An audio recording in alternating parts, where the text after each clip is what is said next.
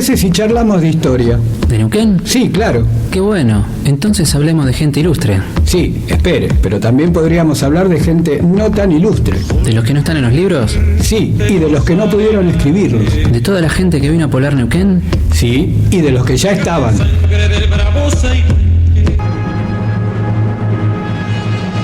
Oiga, tenemos que volver al año 1916 y evitar la fuga de presos y la tragedia de Zainuco. Espere, pero entonces no podríamos hablar más de ese tema. Tiene razón. ¿Cuándo es el programa? Todos los jueves de 18 a 19 horas. Espere, nos olvidamos de decir el nombre del programa. Esa es otra historia. Por el 87.9, la radio pública de Protear. ¿Cómo le va, estimado Jorge? Muy bien, Rodrigo, amigo mío.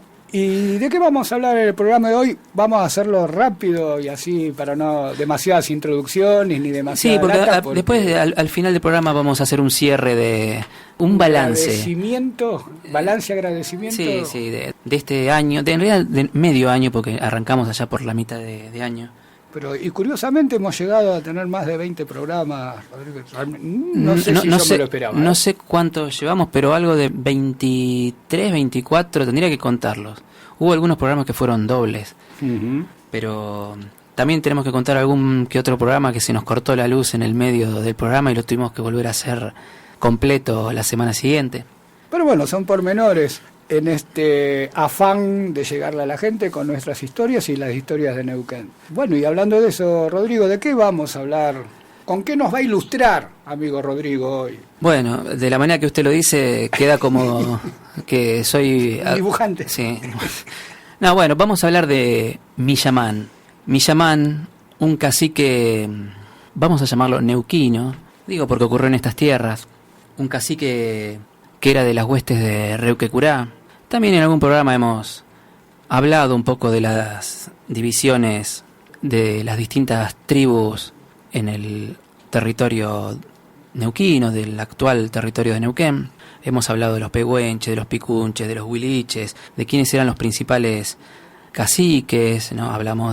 Especialmente hablamos de Purrán, pero también hablamos de Reuquecurá, hablamos de Sayhueque. No vamos a hacer un raconto de ese tema porque si no se nos iría nuevamente el programa, pero sí que Millamán, el cacique del cual vamos a hablar ahora, era uno de los capitanejos que respondían a Reuquecurá. Acordémonos que Reuquecurá era hermano de Cafulcurá. Cafulcurá estaba en la zona de las Pampas.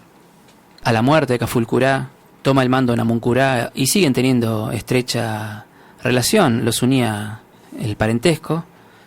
Y bueno, lo tenemos acá a Millamán, capitanejo de Reuquecurá, allá en la zona de la cordillera, allá en la zona cercana a la Luminé, al río Luminé, a la zona cercana al Pulmarí.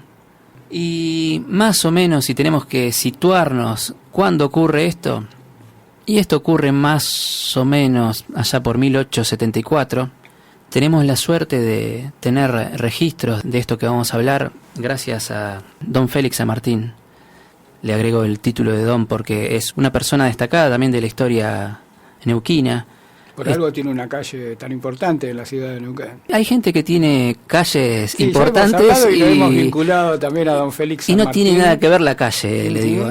Comparando con Benigar, me acuerdo. Claro, bueno, está relacionado. Don Félix San Martín está relacionado con la vida de Benigar, incluso más fueron amigos, muy amigos, estrechos amigos. Después hubo algunas situaciones que los dividieron, pero más que nada por formas de pensar distintas con respecto justamente al pueblo mapuche.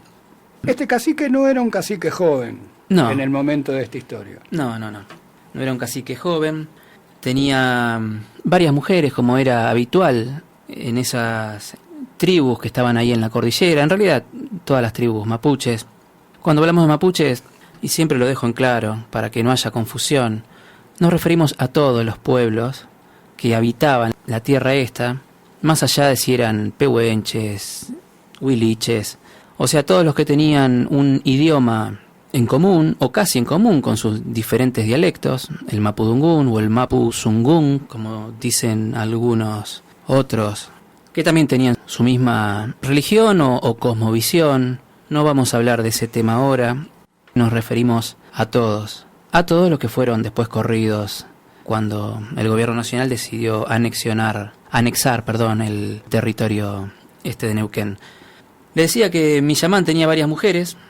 Había una en particular que era su preferida, Aila Calquín, y era hermana de Guzmanev, que era un renombrado cacique. El feroz Guzmanev, como se lo denomina en la revista Más Neuquén, sí, se puede encontrar en cualquier kiosco. La denominación de feroz, bueno, la historia de Millamán la escribió Félix San Martín de acuerdo a la oralidad, de acuerdo a los recuerdos de pobladores que él encontró en la zona donde tenía su hacienda.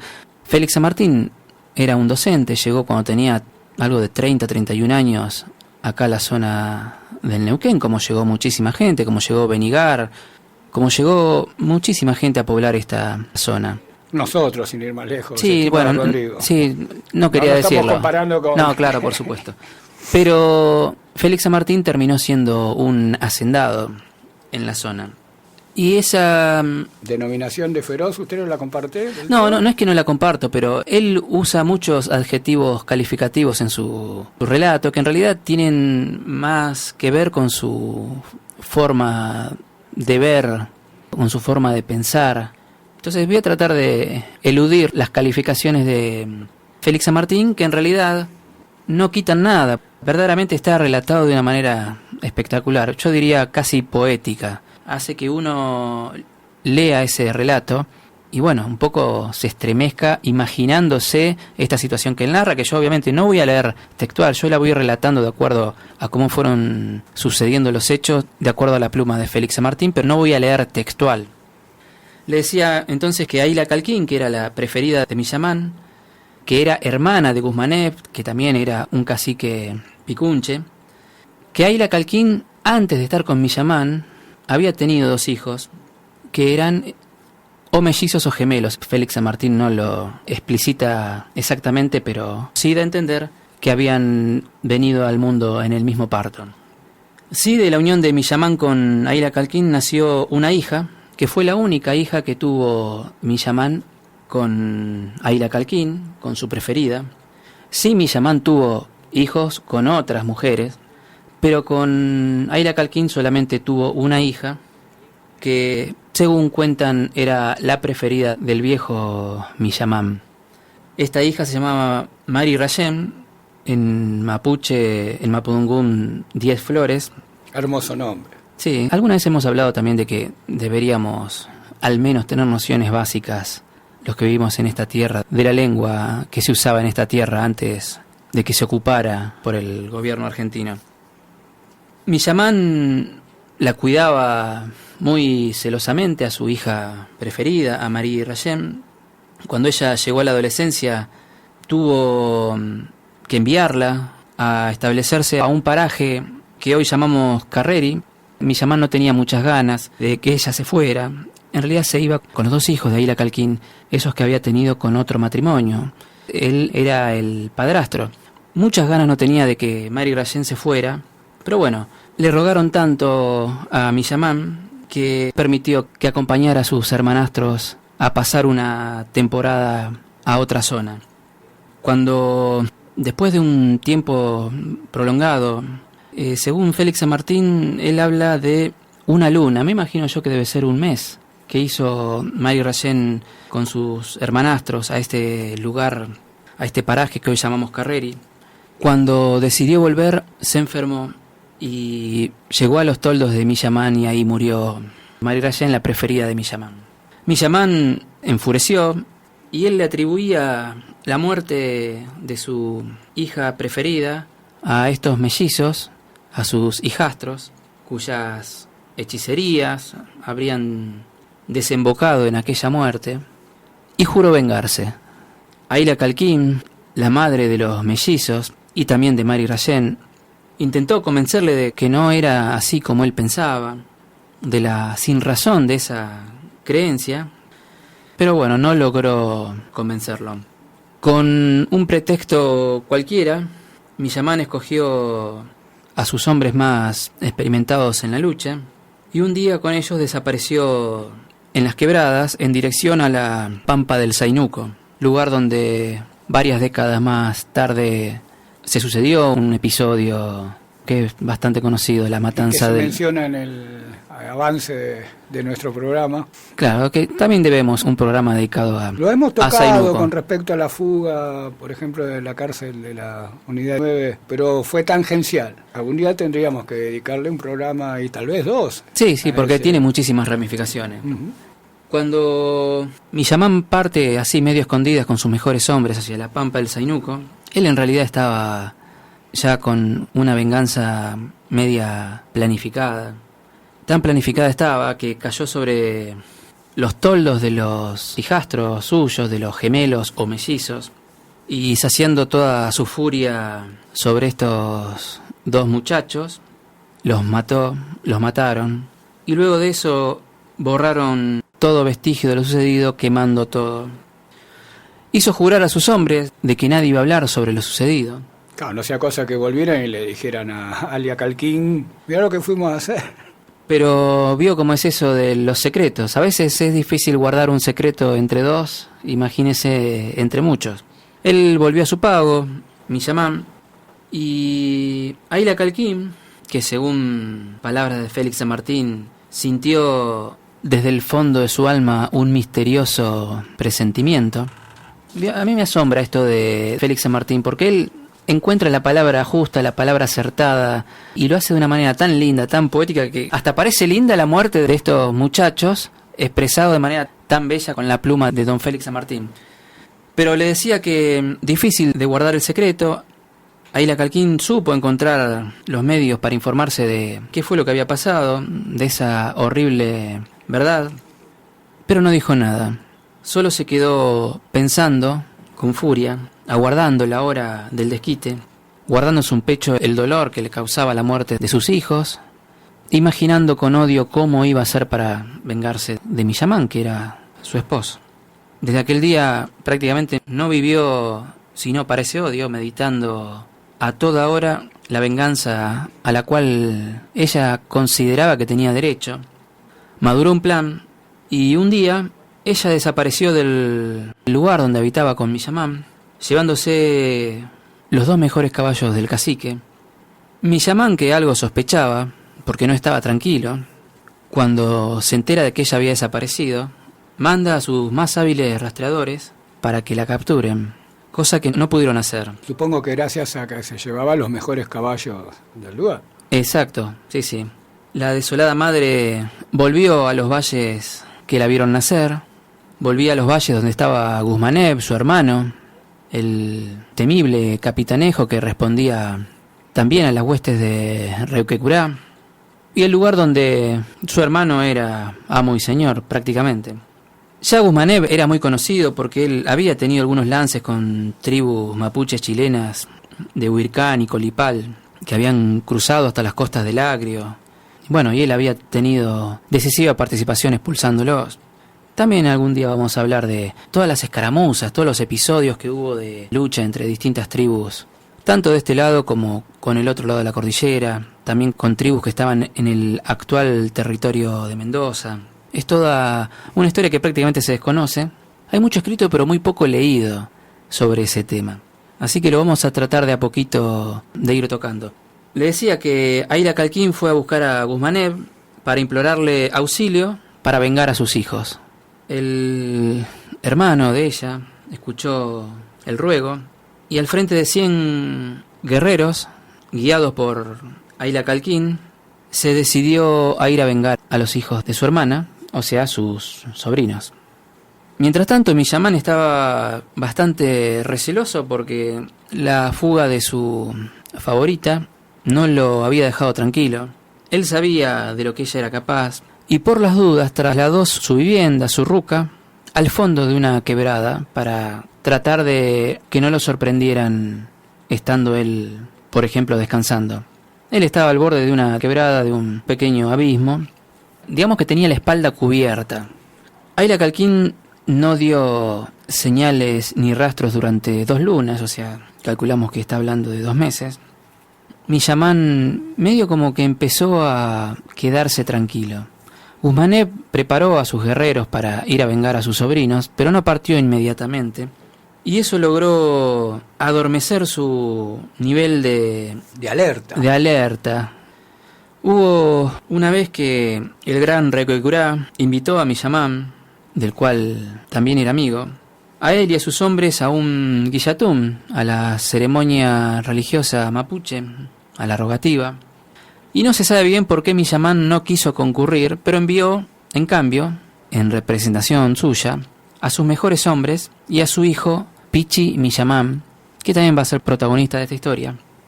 Como dijimos, los caciques tenían varias mujeres, no era hijo de Ayla Calquín, pero era el que capitaneaba a todos los guerreros que iban en su representación a la ceremonia del guillatún, que se hacía a 4 leguas de donde estaban los toldos de Millamán, al cual fue invitado por Requecurá. ¿Hasta ahí me va siguiendo, sí, Jorge? Pero y estaba pensando, lo dejaron un poco solo, me parece. En realidad, justamente, bajó su nivel de atención, su nivel de alerta. Simultáneamente, a la partida de Pichi Millamán al guillatún de Requecurá, Ayla Calquín, que seguía con ese odio feroz hacia Millamán por haber matado a sus 2 hijos, guiaba a su hermano Guzmanev, faldeando la cordillera del Chachil para caer de espaldas en la morada de Millamán, descolgándose por las abruptas laderas que dan nacimiento al arroyo Quila Chanquil, que eran los pagos posteriormente justamente de Félix San Martín. Por eso él logra rescatar esta historia de la oralidad de los habitantes de esos lugares, de los que sobrevivieron en la campaña del desierto. Marchando de noche, ocultándose en los bosques, no se olvide que estamos en zona ya de cordillera, se fueron acercando sigilosamente. Guzmanev, que se sabía ya próximo a su objetivo, hizo bombear la toldería enemiga. Que no es tirarle bombas. No, bombear significa ir a observar. Está el término bombero, que lo usa Félix San Martín. Eso lo estábamos charlando hoy fuera de micrófono. El término bombear tal vez es más de la llanura pampeana, en mi opinión, ojo, me puedo equivocar. Los acá se utiliza pueblos, otro término. Sí, bichar. Uh-huh. Pero bueno, en realidad estamos hablando de lo mismo. A lo mejor alguien que sepa puede corregir. Guzmanev hizo bombear la toldería enemiga. Se entera con júbilo de que la gente de Millamán había partido, por lo menos los guerreros habían partido al guillatún de Requecurá. Ya con ese dato, a sabiendas de ese secreto de cómo estaba la situación, se dijo en una traducción del mapuche al castellano: aprovechate, gaviota, que no te verás en otra. Sí, más o menos. Los términos pueden diferir, pero significan lo mismo. El sentido sería más aproximadamente lo mismo. No sé si había gaviotas en la zona. La toldería, esa noche en que llega Guzmanev, estaba solo ocupada por la chusma. La chusma era la gente que no era de pelea. Cualquiera que no fuera guerrero, que no peleara, se lo denominaba chusma. Y dormía con el único sonido de fondo del arroyo Quila Chanquil, que hacía un murmullo que provocaba que la gente que hablara no se escuchara del todo. O sea, la situación estaba prácticamente servida en bandeja para Guzmanev. Llega a la toldería de la persona a la cual él quiere matar. Esa persona está sola, sin sus guerreros. El murmullo del arroyo tapa cualquier ruido y ni siquiera la chusma se da cuenta de la presencia de esos invasores que tenían ese objetivo de matar a su cacique. Millamán, obviamente ajeno al peligro que le amenazaba, dormía en su ruca. A pocos metros del toldo estaba atado su caballo de pelea. Cuando llegan hasta el mismo toldo, la misma ruca que estaba casi al lado de la quebrada, lugar que había elegido Millamán para sentirse más protegido, sale de la oscuridad Ayla Calquín, desata el caballo, seguramente para que no se pudiera escapar Millamán, y cuando está ahí a pocos metros, llama a su ex esposo, no sé si utilizar la palabra esposo, pero bueno, nos entendemos, gritándole con mucho odio y mucha furia de que salga. Millamán, sorprendido, salta del lecho y aparece en la puerta de su ruca blandiendo una lanza. esa lanza que muchas veces le diera renombre en las batallas. Según Félix San Martín, dice: desnudo hasta la cintura, su crinosa y cana cabellera suelta en desorden sobre la ancha espalda, llameante la mirada, sus atléticos miembros contraídos en la suprema exaltación del coraje. Fíjese cómo lo dice don Félix San Martín. Realmente él tenía una admiración por esta historia y la transformó en un poema. Cuando sale Millamán de la ruca, sale Guzmanev de la oscuridad, se hace ver y lo increpa con dureza. Le dice que viene a vengar a sus sobrinos, o sea, a los hijos de su hermana, Ayla Calquín. Millamán, de un golpe de vista, se dio cuenta de la situación. Estaba un poco complicado. En desventaja. Guzmanev había llevado 100 lanceros. Los 100 lanceros picunche lo habían cercado. Y ante la perspectiva de una lucha desigual en la cual él no tenía nada prácticamente que ganar, a gritos le dice a Guzmanev que para matar a un hombre no se necesitan tantas lanzas, que si es digno de su rango, pruebe ante sus hombres su derecho a vengar a los perros asesinos de sus sobrinos, porque Millamán creía que sus hijastros eran culpables de la muerte de Marie Rayen. Que probara ante sus hombres el derecho a vengar a los sobrinos, a los perros asesinos como él los llamaba, peleando mano a mano con él, a pie, montado, o a lanza, a bola o a puñal. Encima le daba para elegir. Ante esa situación, Guzmanev se sintió tocado en su orgullo. De golpe alguien ponía en duda su hombría y le decía que si era hombre, que si era realmente el líder de todas esas personas, tenía que pelear mano a mano y no pelear con sus 100 lanceros contra él solo. Hábil, Millamán. La pensó rápido. Claro. Guzmanev, que era la primer lanza de los cuadros picunche, seguramente se sintió sacudido por el recuerdo de todas sus hazañas, que fueron muchas, y acepta el reto. Se desmonta y blande su lanza y se arroja sobre Millamán. O sea, ya estaba establecido el duelo, no iba a ser montado, iba a ser a pie con lanza. Los lanceros de Guzmanev hacen un cerco, los 100 lanceros hacen un cerco rodeando a los dos guerreros, seguramente con la intención de que si su jefe pierde, si Guzmanev pierde, terminar de rematar a Millamán. Pero a su vez no se iban a perder semejante espectáculo. No, seguramente, porque esos espectáculos quedan en la memoria y en la oralidad. De hecho, ha llegado hasta aquí. Son esas cosas que uno a veces cuando pasa por esa zona de Aluminé, por esa zona de Pulmarí, por la cordillera neuquina, uno observa los paisajes, pero uno también tiene que pensar que en esos lugares también vivió gente. Y que esa gente también tuvo sus momentos, en este caso épicos, así como hay mucha gente que sufre, mucha gente que ríe, mucha gente que ama, que ha estado antes que nosotros y nosotros tal vez temporalmente estamos ocupando el mismo lugar que ocupaba esa gente. A lo mejor estamos en el mismo lugar donde Guzmanev y Millamán se trenzaron en duelo, creando un relato épico, fantástico de nuestras tierras. Le decía que los lanceros de Guzmanev hacen el cerco y Ayla Calquín no estaba muy contenta con eso de que se haya desmontado a su hermano, porque ella conocía a su esposo y sabía que no era fácil derrotar a Millamán. Empezó a increpar a todos los guerreros, a los 100 guerreros que estaban rodeándola, los empieza a increpar incitándolos a que vayan a la carga contra Millamán. No le hicieron caso a los guerreros porque obviamente solo recibían órdenes de Guzmanev. Vamos a hacer una pausa muy cortita y vamos a terminar de contar cómo termina este episodio épico de nuestra historia neuquina, y después vamos a hacer algunos apuntes para hacer algunas observaciones puntuales, porque esto obviamente es conocido a través de la oralidad, a través de la pluma de Félix San Martín, pero hay algunos episodios que tienen directa relación, sucesos que ocurren que tienen directa relación con la campaña del desierto.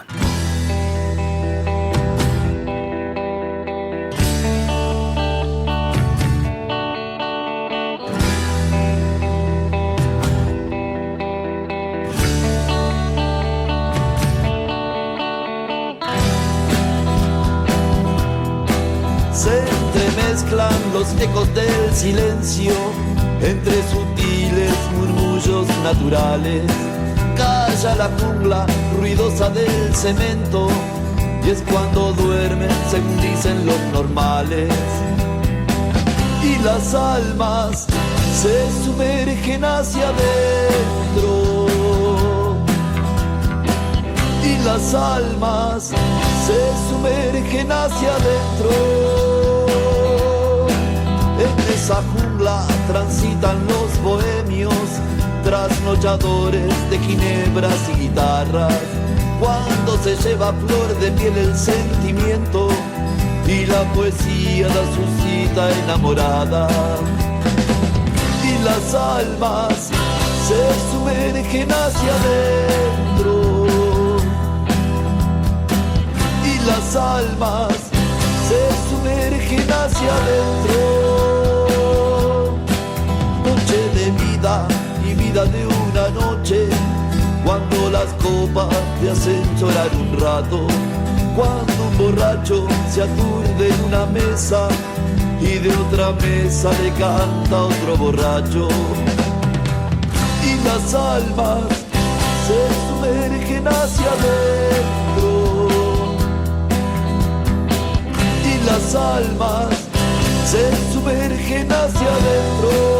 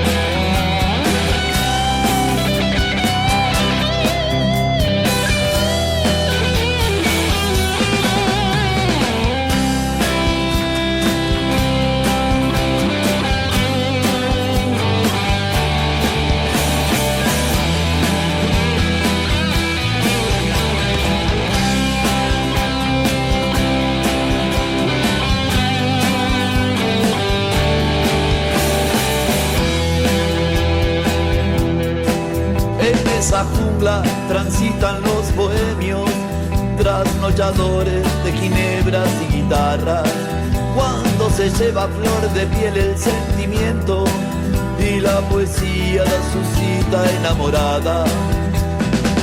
Y las almas se sumergen hacia adentro, y las almas se sumergen hacia adentro.